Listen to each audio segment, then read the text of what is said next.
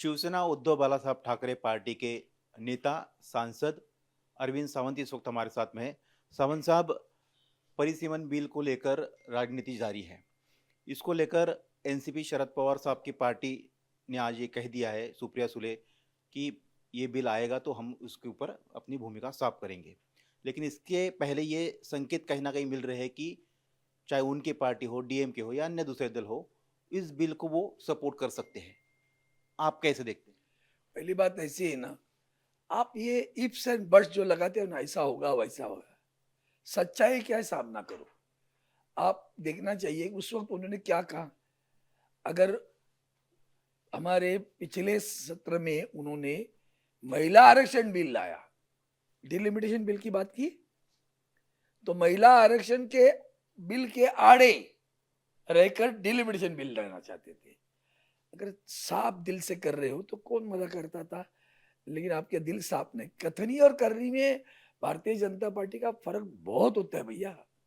अब जो कुछ बोल रहे हैं आप, अभी भी डिलिमिटेशन का बिल लेकर आओ और मुझे बताओ। मैंने ये जो वक्तव्य मैं कर रहा हूं ना, ये वक्तव्य मैंने पार्लियामेंट में पहले किया है, आप देख लेना। उसमें भी हमने कहा पूरे बिल में 2/3 सीटें हर राज्य की बढ़ेगी, या 50% ऑफ द एग्जिस्टिंग अस्तित्व में आज है उसके 50% बढ़ेगी। ऐसे कहाँ लिखा है, एक जगह बताओ मुझे।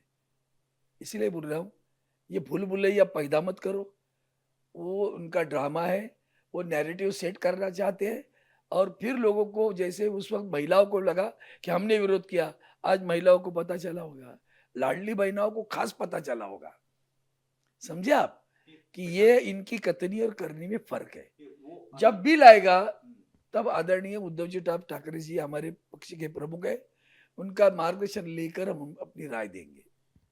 जैसे अमित शाह ने कहा था कि मैं 1 घंटा दीजिए, आपकी जो मांग है 50% मैं करके देता हूँ। 50% अगर वो लाते हैं, सीट वही बढ़ाते फिर हैं तो दोबारा क्या? वही बात है, हाँ। 1 घंटा क्यों लगा, पहले क्यों नहीं लाया। समझ में नहीं आता कि आप लोगों को बोलने की है ना, हवा छोड़नी है। भाई देखो मैंने बोला था, किया क्या। भाई सत्ता हो ना तुम्हारी। याद, और एक याद दिलाता हूं, उस दिन उन्होंने बिल को इंप्लीमेंट किया, पिछले वाले महिला आरक्षण के बिल का अमल के लिए नोटिफिकेशन नहीं निकला था। वो उस वक्त लिखा, सत्र भी निकला कि महिला आरक्षण का अमल करेंगे 23 जून, I think it's a date, try to find it, तब पता चलेगा आपको। कि अगर ऑल पार्टी मीटिंग होती है, वो सरकार अगर आश्वासन बिगर देता मत है। बोलो, अगर बिगर कुछ नहीं। आप लोगों की पार्टी की भूमिका क्या है इस हमारी बिल हमारी पार्टी की भूमिका उद्धव जी तय करेंगे ना, हम थोड़े ही तय करते हैं। हमारी पार्टी है, महाविकास आघाड़ी का नेतागण है, सब लोग बात करेंगे। उसमें अगर समर्थन करना है तो समर्थन करेंगे, अगर गलत है, वो इतना इतना ही मुद्दा नहीं है। फिर वो तय कौन करेगा, डिलिमिटेशन की परिसीमन कौन करेगा। वहां बराबर कैसे लोगों को काट दिया, एसआईआर में कैसे काटा, तो वो काटने का अधिकार किसको देने वाले है, गर्दन काटने का, वो भी तो देखना पड़ेगा ना।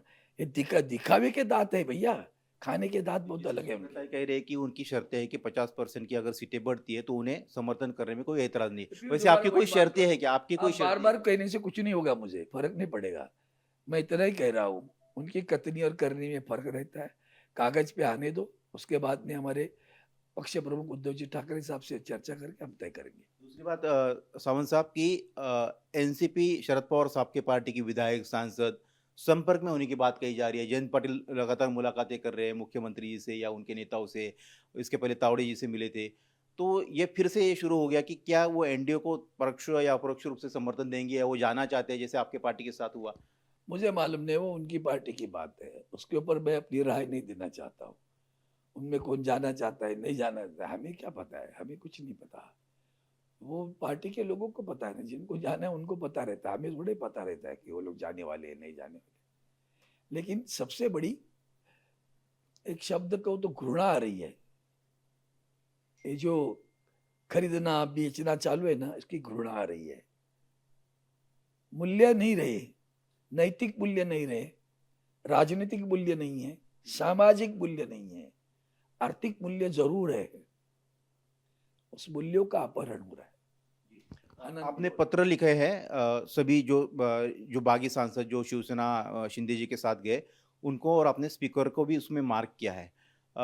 उस पत्र को लेकर शिंदे आज दिल्ली में ये कह रहे थे कि उन्होंने सभी लीगैलिटीज पूरी कर ली है, ऑडियो वीडियो उनके पास सबूत है, उस स्पीकर से मिले थे और 17 से पहले वो इसका खुलासा कर देंगे। हमें क्या, जब खुलासा किया तब हम बात करेंगे ना। हमें जो कहना है उस संविधान के तहत हमने कहा है, कानून के तहत हमने कहा है। हमने संविधान की रक्षा करने की बात की है, हमने संविधान का अवमान न करने की बात की है। हमने कहा संविधान में कहीं भी ऐसे प्रावधान नहीं है कि गुट को हम मान्यता दे, कहीं भी नहीं है। राजनीतिक पार्टी 2/3 जाती है तब बात है, पार्टी तो जा नहीं रही है, ना पार्टी के किसी अभ्यास के विषय की बात की है। तो सवाल कहाँ आता है? तो माननीय जब लोकसभा के अध्यक्ष कुछ कहेंगे तब बात करेंगे। तो पूछेंगे भाई कौन से कानून के तहत ये कर रहे हैं? इनका कानून एक है पैसा, दूसरा कुछ कानून नहीं इनका। बिके हुए लोग है। अगर वो गलत था तो आज क्यों दौड़े? अगर हम गलत थे तो दौड़े क्यों, बताओ ना आप। मतलब मालूम है ना कि इसमें कोई नहीं है, निश्चिंत रहो, उनको मालूम है। निश्चिंत रहो क्यों बोलते? निर्णय नहीं लगेगा, न्याय नहीं मिलेगा, निश्चिंत रहो, सत्ता भुगतते रहो, संविधान के साथ खिलवाड़ करते रहो। सावंत साहब, मैंने आपका एक बयान देखा था, आपने इंडिया टीवी से बातचीत में की कहा था परिसीमन को लेकर कि परिसीमन को लेकर हमें कोई दिक्कत नहीं है, वो कर दे अपनी। तो क्या भूमिका बदल चुकी है या फिर आपका क्या था? दिक्कत है, दिक्कत मतलब वही है ना, कथनी और करनी में फर्क है। कथनी क्या है और करनी क्या है, करनी में देखने के बाद हम सोएंगे दिक्कत है या नहीं है, आज नहीं। शुक्रिया बात करने के लिए कि अरविंद सावंत शिवसेना के नेता है पार्लियामेंट में, और कह रहे थे कि बिल आने दीजिए, सरकार कथनी और करनी में अंतर ना करे।